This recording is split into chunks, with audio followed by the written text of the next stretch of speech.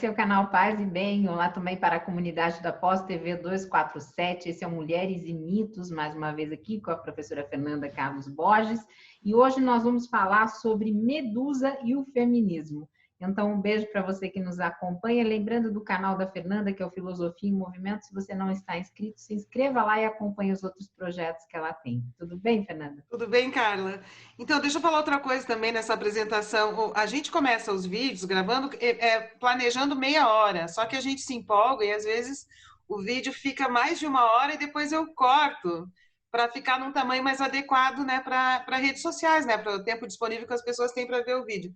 Mas, de qualquer forma, eu queria dizer assim, se você for ver o vídeo e ele ficar meio grande, tente ver até o final, porque a gente às vezes vai aquecendo e as coisas mais significativas vêm da metade para o fim, né? Então, eu peço paciência para vocês assistirem o vídeo se ele ficar grande, se a gente se empolgar muito, tá? Bom, então a gente vai falar sobre esse personagem da mitologia grega, que é a Medusa. Eu acho que todos vocês já ouviram falar da Medusa, né? Ficou, a imagem dela é bem popular. Ela é aquele ser que tem, aquela mulher que tem os cabelos na forma de serpente, né? E que se você olha para ela, qualquer um que olhar para a Medusa se transforma em pedra.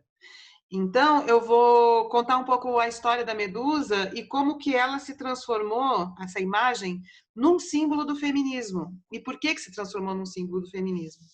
Então, o nosso assunto hoje é bem importante, né? E a história da Medusa, ela diz muito sobre, às vezes, o que é a pior condição da violência machista contra as mulheres. Ela era uma bela mulher, filha de duas divindades marinhas, que é Forces e Seto. E ela tinha 3 irmãs. Elas 3 eram virgens, sacerdotisas do templo de Atena. E a Medusa, mais do que as outras 2 irmãs, ela era especialmente linda, né? Dizem que ela tinha um cabelo muito maravilhoso, ela chamava muito a atenção por ser muito bonita. E conta a história, né, que os homens às vezes iam até o templo de Atena, não exatamente para cultuar Atena, mas para ver a Medusa, que estava lá como sacerdotisa e era muito bonita.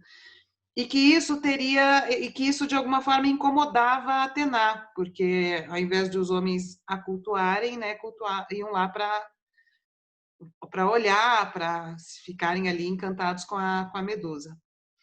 Bom, e aí o que acontece? Vamos começar já, a história já começa com uma coisa horrível, né?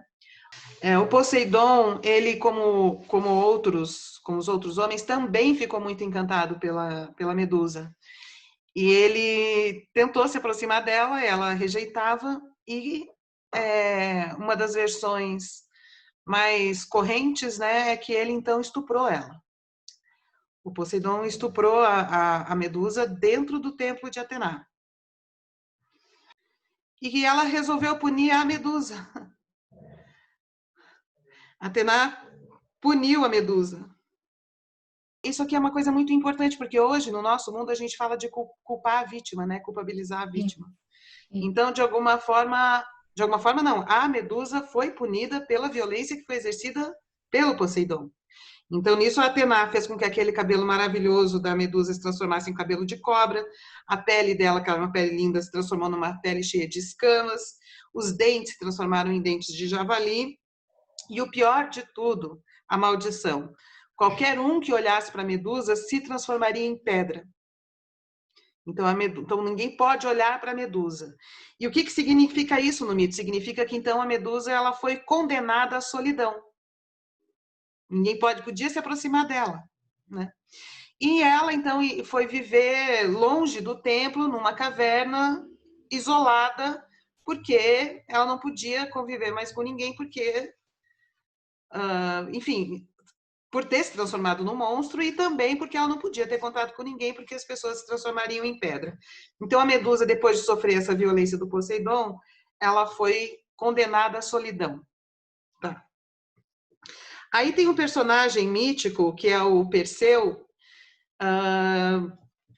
Depois de muitos terem tentado matar a Medusa, que se transformou então num monstro perigoso, que se você olhasse para ela, você se transformaria em pedra, o Perseu empreendeu a sua, que é um herói, né, da mitologia grega, empreendeu esse desafio, né, de eliminar a Medusa. E ele contou com o apoio de Zeus e da própria Atena. Então, depois de tudo isso, ainda o Perseu foi lá nessa missão de matar a Medusa com o apoio de Zeus, que é o deus dos deuses, e com a Atena que fez isso com ela, né? Bom, e ele consegue, porque ele, com a ajuda desses deuses, ele consegue recursos lá para ficar invisível, para que não se olhassem. Enfim, tem toda lá uma estratégia, né, uma tática, e ele consegue matar a Medusa. E aí o que acontece? Ele arranca a cabeça da Medusa e a cabeça da Medusa se transforma numa arma para ele. Então ele coloca na ponta de uma lança e aí ele vai vencer muitas outras lutas usando a cabeça da Medusa. Porque tem um detalhe importante. Quando a Medusa morre, quando ela é morta por Perseu, ela estava grávida. E é grávida do Poseidon, que exerceu, que a violou, né? Que a violentou. E aí, então, que nasce o Pégasus, né? Quando ela morre do seu sangue, na hora que o sangue cai na terra, uma explosão, conta-se. Então, nasce Pégasus, que é esse cavalo alado, e também nasce um gigante. Por que é importante essa história da Medusa? Porque, primeiro, vamos por partes. A questão da solidão, eu acho que já está clara, né? É uma mulher que, então, ela é condenada à solidão depois que ela sofre a violência. E ela se transforma num monstro. E aí, assim, ó, é muito comum a narrativa das mulheres que sofrem abuso sexual, que sofrem estupro, se sentirem meio monstruosas, né? Isso faz parte da narrativa das pessoas que sofrem esse tipo de violência. Se sentir suja, de se sentir diminuída, de se sentir, de perder o valor. Então, essas mulheres levam muito tempo para recuperar o próprio valor e acreditarem que podem ser amadas. É como se elas perdessem uma integridade ou perdessem um valor mesmo na situação da violência, né? Isso é uma narrativa muito comum. Então, como Medusa, elas também se isolam. Elas também são isoladas e, de alguma maneira, elas também sofrem essa retirada, né? Também são vítimas desta solidão, até que elas consigam entender que podem ser valorizadas e que podem ser amadas, né? E muitas acatam a culpa que a sociedade coloca, né? Também sobre elas. E essa culpa vai gerando afastamento, isolamento, solidão, muitas vezes quadros psiquiátricos, depressão.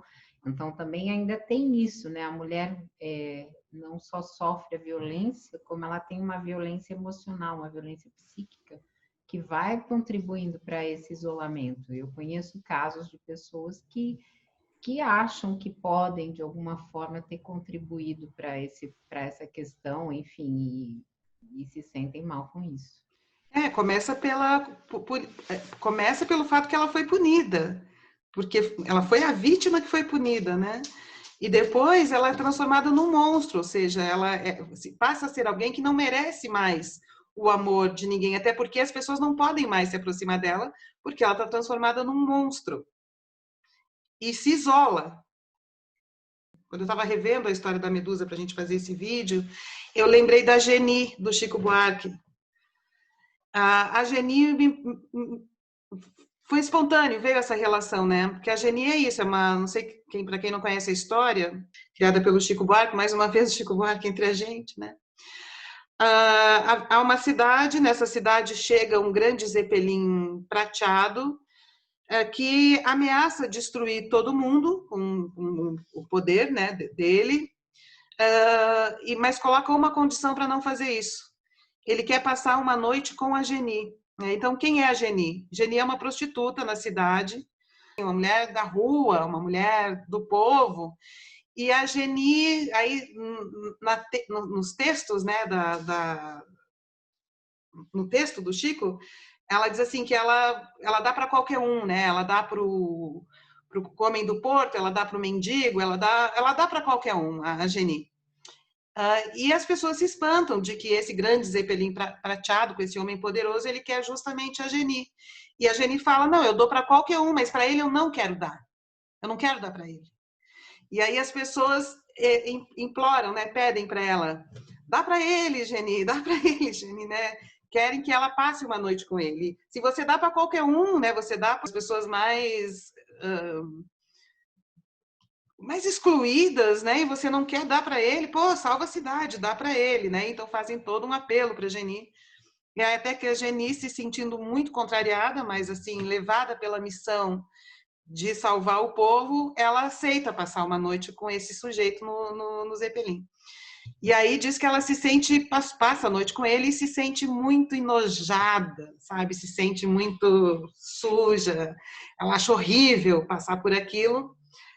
Mas ela salva a cidade e volta de novo para a cidade. E quando ela volta para a cidade, ela é novamente rechaçada. Joga bosta na Geni, joga pedra na Geni. Ela dá para qualquer um, ela é feita para apanhar, ela é boa de cuspir. Ela dá para qualquer um, maldita Geni. Então, quando as pessoas apelam para que ela passe a noite com o sujeito no Zeppelin, ela é chamada de bendita Geni, né? Vai lá, bendita Geni. Aí quando ela volta a ser aquela que deve ser apedrejada, que não pode ser vista, que tem que ficar na invisibilidade. Ela passa a ser, então, essa mulher monstro que deve ficar rejeitada, invisibilizada, tornada uma mulher monstro, né? A qual não se pode ver, porque aí então a Geni volta para esse lugar de uma mulher que não pode ser vista, que é o caso da Medusa. E aí mais um detalhe antes que eu esqueça, que não é detalhe. O Perseu, quando ele mata a Medusa, ele transforma a cabeça dela na principal arma dele. Então ele só ganha todas as vitórias porque ele usa a cabeça da Medusa. Porque mesmo morta, quando as pessoas olhavam para a cabeça da Medusa, elas também viravam pedra. Então todas as vitórias do Perseu posteriores, ele deve essas vitórias à cabeça da Medusa. Então, em última instância, quem venceu foi a Medusa, né? Era um poder da Medusa que ele estava usando. Então isso me lembrou um pouco, isso também me lembrou um pouco a Geni, porque o poder dessa mulher é usado, mas depois ocultado, né? Porque se você pega, por exemplo, olha, num dos livros de mitologia que eu tenho aqui sobre isso, o capítulo é sobre a história do Perseu, como um grande herói. Mas aí você vai ver, olha... A cabeça dela. É a cabeça da Medusa. Então, Perseu é a história, mas a imagem da Medusa é que está aqui. Então, o poder da história do Perseu é o poder da Medusa. Mesmo assim, ela é colocada como um personagem secundário, né? A vontade não é dela, né? A vontade é do Perseu. Então, tem muitas batalhas que eles vencem com a nossa cabeça, mas nós não ficamos no papel secundário, né? Nem no desenho a gente entra. Medusa entra no desenho, pelo menos entrou no desenho, mas o herói é o Perseu, né?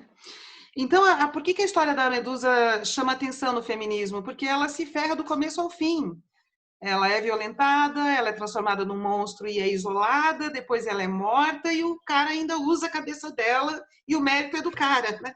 Então, a história da Medusa é a história da extrema violência mesmo, a qual uma mulher pode passar dentro de um mundo machista, né?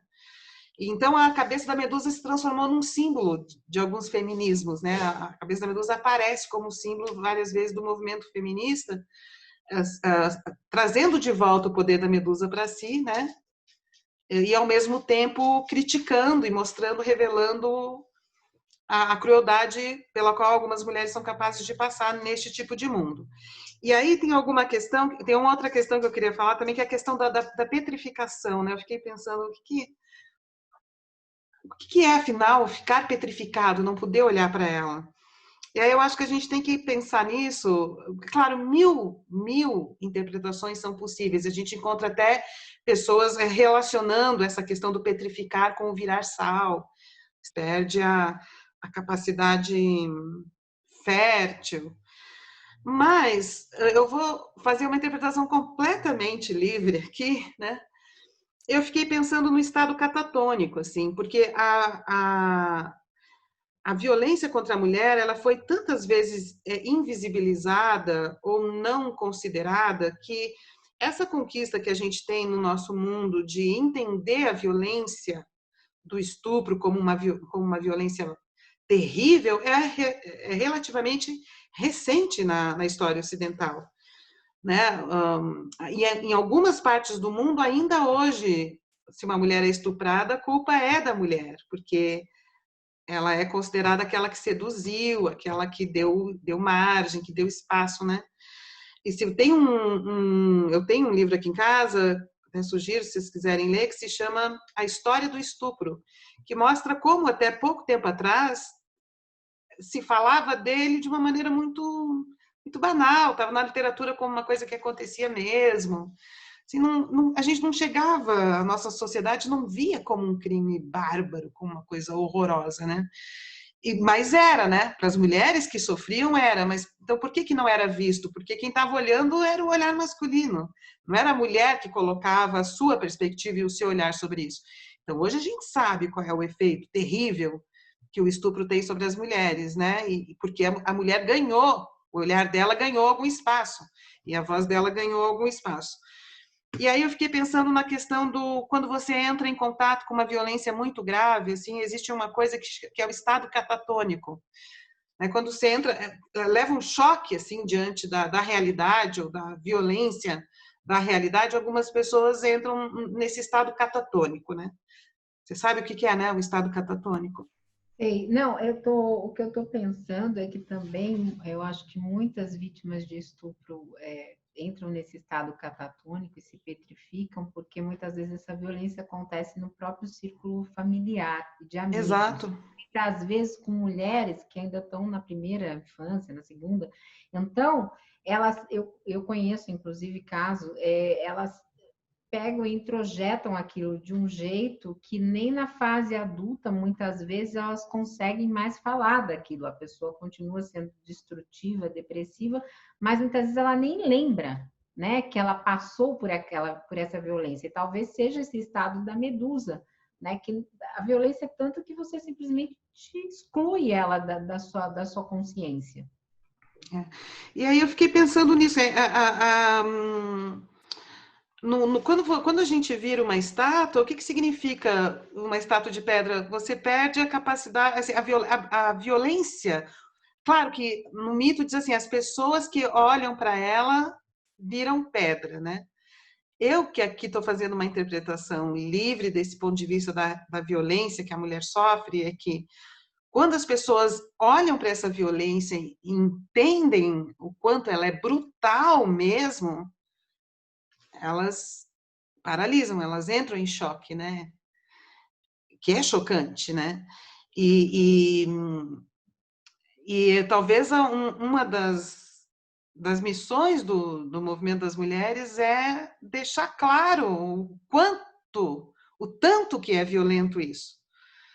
O tanto que é violento isso, né? Claro que quando a gente entra em contato com uma realidade assim muito dura, né, e uma violência muito brutal, dá essa paralisada, assim, né? Que é a dificuldade de simbolizar aquilo, né? Porque se você virar pedra, significa que você não está com a mente, com a vitalidade, com a criatividade em movimento suficiente, imadura com relação àquela situação suficiente para produzir linguagem para entender aquilo, né? Então você paralisa, não tem palavras para falar daquilo, não tem, é difícil atribuir significado para aquilo. Colocar palavras para dizer daquilo, né? É a brutalidade, aquilo do qual não se consegue ainda falar totalmente, né? Então você está paralisado. assim como você também está paralisado para produzir sentido, para fazer algum movimento a partir daquilo. Aquilo é a negação do sentido, né? Não tem sentido, não faz sentido. Não ter sentido e não fazer sentido diante disso, eu não sei para onde ir. Eu não sei como eu dou o próximo passo. Eu não sei para onde eu vou. Isso é não ter sentido. Eu não sei como eu me ponho em movimento a partir disso. Então, é uma brutalidade tão grande que paralisa, né? Como você estava falando, e ainda mais quando isso acontece dentro da família, né? Que aí é a exposição total à violência, é a sensação mais brutal possível de vulnerabilidade, né? Você está dentro de casa, né? Com as pessoas que deviam te proteger, que são os teus violadores. Essa petrificação, de repente, também não pode ser uma forma de preservação. Os outros não me olham porque eu sou pedra. Se eles não me olham porque eu sou pedra, logo eles não me violentam mais. E a gente vê o quanto que quando existem esses movimentos da mulher, né, o Me Too, por exemplo, lembra? As mulheres começaram a narrar as histórias em que elas viveram o abuso, a violência. Isso choca muito as pessoas ficam nesse estado, né? Só que a gente já está no momento da sociedade mais madura para verbalizar sobre isso. Agora, você imagina... Não se fala. Na própria família, amigos, vizinhos, quando você vê uma mulher apanhando do marido, ninguém fala, todo mundo finge que não viu, e ainda alguns pensam assim, ela deve ter feito alguma coisa. Eu, pelo menos, já cansei de ouvir esses comentários, entendeu? Então, assim, é isso, fica todo mundo realmente petrificado e ninguém toma uma atitude, né, solidária, assim. São poucos que vão lá. Tanto é que tem o ditado, em briga de marido e mulher, ninguém mete a colher, não tem esse ditado? Isso é que eu fico pensando, assim, talvez essa história, quer dizer, não é que talvez a história queira dizer isso, não sei se quando a história surgiu ela realmente quis dizer isso, mas a gente pode olhar hoje para essa história e dizer disso, né? As pessoas não querem ver o sofrimento da Medusa. O que ela se transformou, o que ela sofreu em função da sua condição de mulher é tão brutal que as pessoas se petrificam, elas não conseguem lidar com aquilo. A presença dela petrifica. Imagina você num jantar de família ou entre amigos com uma história dessa. Imagina você, quando a gente conta essas histórias, nem todas as pessoas estão prontas para entender a brutalidade da violência sexual, né? E não sei, isso é uma interpretação completamente livre que eu estou fazendo nesse sentido de que por muito tempo o sofrimento da Medusa paralisava as pessoas não conseguiam lidar com aquilo. E aí, se a história da Medusa é essa história do horror pelo qual podem passar as mulheres e que muitas passaram nessa história do patriarcado e do machismo, usar a cabeça dela como arma para vencer batalhas, né, é usar a imagem do horror. Durante muito tempo, nas guerras, as pessoas criavam essas imagens, né, penduravam corpos pelas cidades, cabeças, crucificavam, empalavam, para que o inimigo ficasse muito aterrorizado, né? Muito aterrorizado. Então, e aí com isso, ao ficar aterrorizado, ficasse mais fraco diante do risco da chegada do inimigo.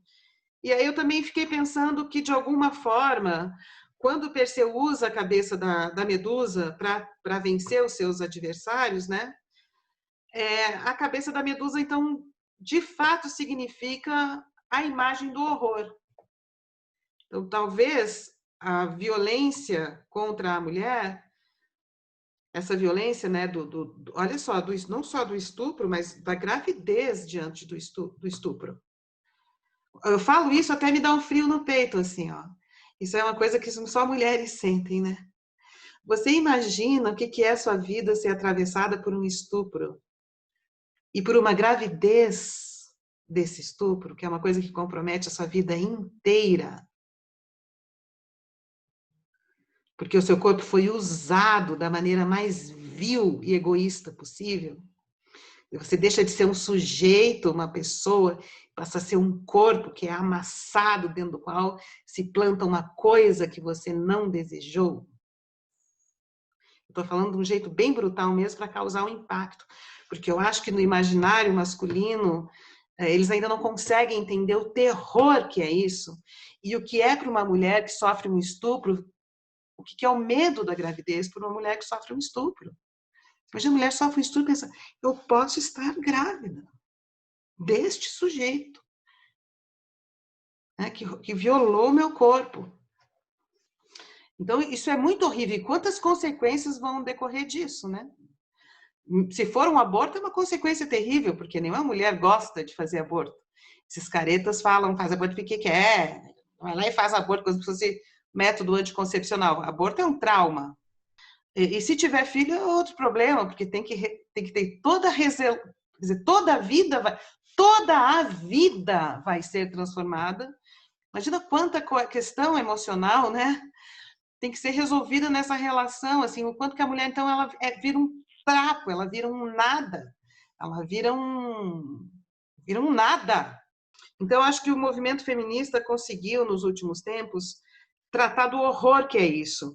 E ao resgatar a Medusa e a cabeça da Medusa como um símbolo desse horror, é muito bom, assim, ao invés de ser aquele corpo empalado, dizendo, olha como isso é horrível, é a cabeça dessa mulher que foi estuprada, que foi punida por ter sido vítima disso, ficou grávida dessa violência e ainda foi condenada a virar um monstro que estava fadado a viver isolada e sozinha como um monstro, como alguém que não merece a companhia de ninguém, porque está suja, porque está escamada, porque está feia, porque está desvalorizada, porque perdeu o valor.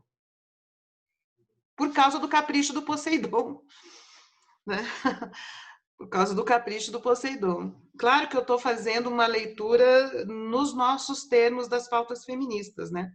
Existem outras possíveis, mas não foi à toa que muitas feministas usam a cabeça da Medusa como símbolo. Acho que é isso.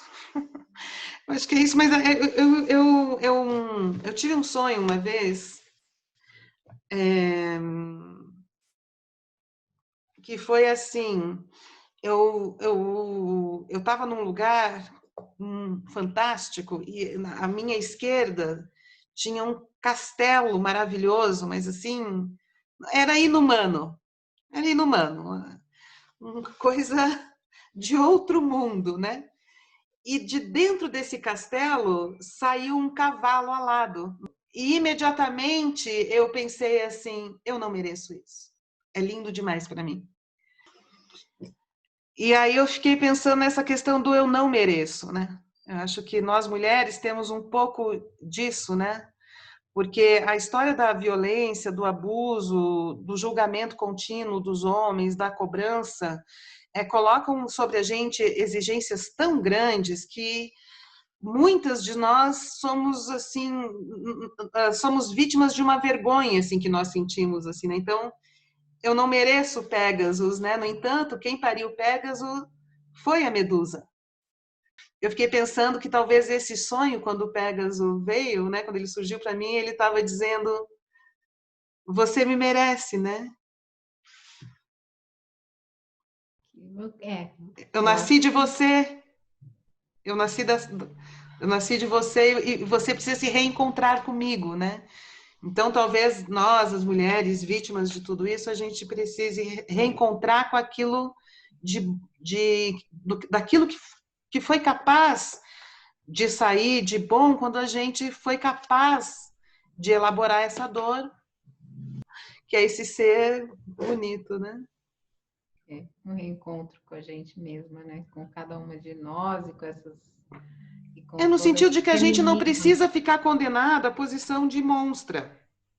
De monstra suja, horrorosa, invisibilizada, isolada, e que a gente pode sair disso para aceitar pra que voar. ver o Pégasus, né? Que pode entender que aquele ser amado maravilhoso é fruto de você, se você sair dessa condição na qual você foi colocada. Porque o que é muito triste também na história da Medusa é que ela não é culpada, ela é a máxima inocente. É a máxima inocente. Ela apenas é vítima mesmo, como uma criança. Uma criança, uma adolescente que é abusada, apenas é vítima. Apenas é vítima. Né? E pode ser a mulher que for, adulta que for. Se sofre um abuso, uma violência sexual, um estupro, é só vítima. Não tem nada que justifique forçar uma mulher a isso. E ainda mais com o risco da gravidez. Assim, os homens não têm noção o que é isso. Engravidar é muito sério, é muito grave. E os homens que estupram não pensam nisso. Tipo, foda-se. Aí depois coloca sobre a mulher a responsabilidade. E eu queria também deixar claro isso nesse vídeo. Entender a violência sexual e estupro como um crime brutal é uma conquista recente. E isso equivale também ao desenvolvimento da sensibilidade humana. À medida do reconhecimento da violência sexual e do estupro como uma coisa brutal, terrível, que deve ser evitada, é igual, corresponde ao nível de refinamento geral da humanidade. Quem banaliza isso é brutal. Quem entende a violência é mais sofisticado, é um ser humano melhor. Ainda tem que lutar na justiça, né? Porque ainda temos aí governantes dizendo não te estupro porque você não merece. Né? Banalizando o discurso, banalizando. Então, sobre isso, é importante que a sociedade tenha mais um olhar da mulher, né? Da mulher. Aí, eu tinha escrito um negócio aqui, como é que eu concluo? Eu escrevi assim, o feminismo... Então, a história da Medusa, se a gente for resumir, né? Feminismo na luta contra a violência, a monstruosidade, o uso abusivo da mulher e, sobretudo, contra o horror que paralisa e embrutece a humanidade. O estupro é violência que paralisa e embrutece a humanidade. Quando o tema é mais duro, tem que ser duro, não tem jeito. É. Enfim, e aí, com relação a esse sonho que eu disse, né, que eu sonhei com esse Pégasus saindo assim, voando, e que eu fiquei nessa dúvida se eu era merecedora, né? Acho que é um sentimento que muitas mulheres têm, né? Quanto que elas são merecedoras do respeito, do amor, da consideração, porque sobre nós pesam muitas cobranças para que a gente seja aceita, né? Eu queria deixar essa mensagem para as mulheres que estão vendo o nosso vídeo, que é assim, nós somos merecedoras de muito mais do que o que a gente recebe. Então, saiba você que está vendo esse vídeo, que foi vítima de violência, que você é merecedora de mais. Você é merecedora de muito mais. Você é merecedora do Pégasus. Do Pégasus, né? Legal. Então, para vocês que nos assistiram, esse foi Mulheres e Mitos. Toda sexta-feira no canal Paz e Bem às 5 horas. Depois a Fernanda retransmite no canal dela e na Pós TV 247 aparece na programação do dia. Um beijo grande e obrigada. Tchau, gente. Até o próximo.